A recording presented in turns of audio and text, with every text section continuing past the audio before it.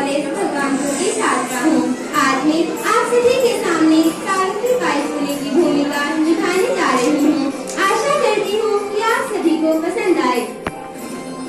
तेरा आइटम तेरा, तेरा दूनी 26, तेरा तिया 40, अरे नहीं नहीं 40 नहीं 39, तेरा तिया 39। तो पति के लिए उसका भोजन नहीं रह जाता, विष हो जाता है। मगर मैं खूब पढ़ना चाहती हूँ और पढ़ लिख कर बड़ी होकर एक विद्वान शिक्षिका बनूंगी। मगर मास्टर जी मुझे ऐसा क्यों बोलते हैं कि अगर लड़कियाँ पढ़ लिख जाती है तो उनका बनाया भोजन उनके पति के लिए विष बन जाता है। अब ऐसा थोड़े ही ना होता है, बड़ी ही अजीब सी बात है। एक काम करती हूँ, आज घर जाकर आई से पूछती हूँ। आई, ओ आई, आई, आप मुझे एक बात बताए। आई, अगर लड़कियाँ पढ़ लिख जाती है तो उनका बनाया भोजन उनके पति के लिए विष कैसे बन जाता है? ऐसा थोड़ी ना होता है। मुझे तो ये बात बड़ी ही अजीब लगी। और सावित्रीबाई का विवाह ज्योतिबा फुले से हो गया।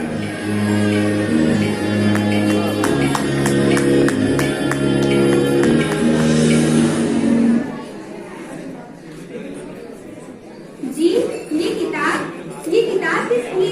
ओ अच्छा, आपको याद था कि मुझे पढ़ने लिखने का शौक है और मैं पढ़ना चाहती हूँ। तो क्या आज से आप मुझे पढ़ाएंगे? तो ठीक है, आज से मैं भी खूब मन लगाकर पढ़ाई करूँगी और अपने गांव के साथ साथ अपने देश का विकास करूँगी। अरे, मैं तो पढ़ लिख गई, लेकिन मेरे जैसी और भी तो लड़कियां हैं जो पढ़ना लिखना चाहती है, लेकिन उन्हें पढ़ने का कोई अधिकार नहीं। मेरे पति ज्योतिबा ने मुझे पढ़ा लिखा कर एक दिया जलाया है, क्यों न मैं इस एक दिए से 1000 दिए जलाऊं। मैं आज से ही घर घर जाकर लोगों को पढ़ाने की मांग करूंगी। काका, ओ काका, काका नमस्कार। काका, मैं सावित्रीबाई फुले। काका, क्या आप नहीं चाहते कि आपकी बेटी पढ़ लिख जाए और वो पढ़ लिख कर कुछ बने? काका, आप अपनी बेटी को मेरे पास पढ़ने के लिए भेजिए, मैं उसे शिक्षित करूंगी। काका, अरे काका सुनिए तो। अरे वो सावित्रीबाई, अरे कहाँ चले गए पढ़ाने के लिए? अरे जानती नहीं, बहुत बड़ा पाप कर रही है भाई। समाज के बनाए हुए नियम और रीति रिवाजों के खिलाफ सावित्रीबाई ने अपने कदम बढ़ा लिए थे। कोई बात नहीं, मैं अगले घर जाकर कोशिश करती हूँ। काकी, ओ काकी, काकी नमस्कार। काकी, आप नहीं चाहती कि आपकी बेटी पढ़ लिख जाए? क्या आप नहीं चाहती वो सही और गलत बात में फर्क समझे? काकी, मैं चाहती हूँ कि आप अपनी बेटी को पढ़ाए, उसे शिक्षित करें। काकी, क्या आप नहीं चाहती वो आपका और अपना नाम रोशन करे? काकी, आपका धन्यवाद जो आपने मेरी बात को समझा।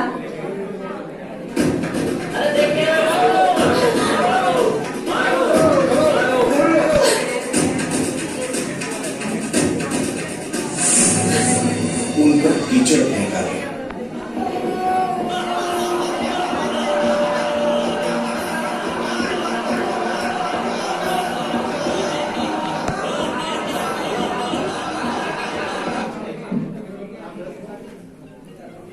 कोई बात नहीं, कम से कम किसी एक ने तो मेरी बात को समझा। मैं अपने कदम नहीं रोकूंगी और ऐसी ही कोशिश करती रहूंगी। मैं एक दिन पूरे गांव को इकट्ठा करके उन्हें शिक्षित करूंगी। आ से अनार, आ से आम, छोटी सी इमली, बड़ी सी ईख। बच्चों, आज के लिए इतना ही। बच्चों, मैंने तुम्हें जितना आज पढ़ाया है कल से याद करके आना, ठीक है?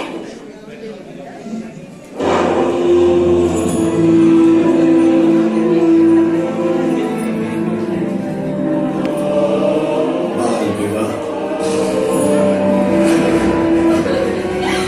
छूत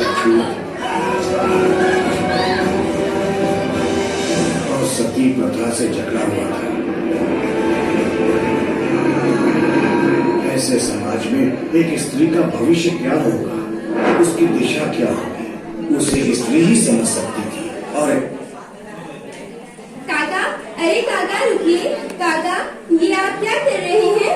क्या काका, अगर इसके पति की मृत्यु हो गई है तो इसमें इस बेचारे का क्या दोष? इसे क्यों जलाया जा रहा है? क्यों इसे ऐसा दंड दिया जा रहा है?